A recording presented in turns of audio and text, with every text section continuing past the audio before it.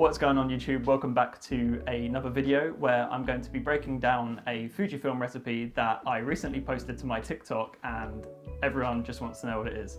So I thought I'd make a quick video just breaking down what it is and how I made it. So a couple months back I purchased the Fujifilm X100 Mark V, and ever since then it's just been an absolute game changer for me. I'm actually a full-time videographer, so photography isn't ever something I was massively into, but since buying this, I take this thing everywhere, so it has been an absolute game changer for me, and it has definitely heightened my interest in photography. So I went on a recent trip to Chamonix in France, which if you don't know where that is, get to know it. It is an incredible part of the planet. You're in a town just surrounded by mountains and snow and ski villages, and it is just an amazing place. Whilst I was out there, I really wanted to take meaningful photos, nostalgic photos, so I thought, why don't I look online for a good recipe to take? And there's so many out there and there's so many to choose from, it can be a little bit overwhelming.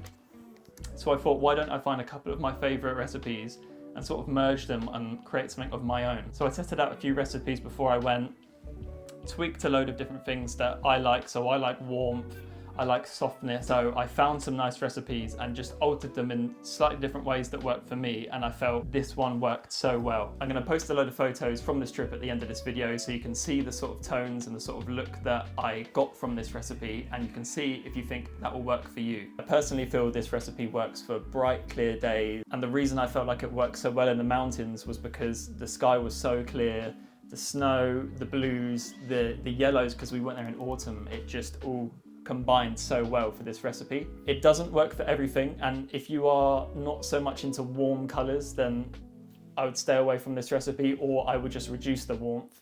But for me, I feel like if you're going away somewhere where it's summery, where you're going to get blue skies, you're going to get autumny tones and colours, this is a recipe that I would certainly recommend trying. I will be posting the recipe in the description of this video, and I'll also leave it somewhere on the screen here.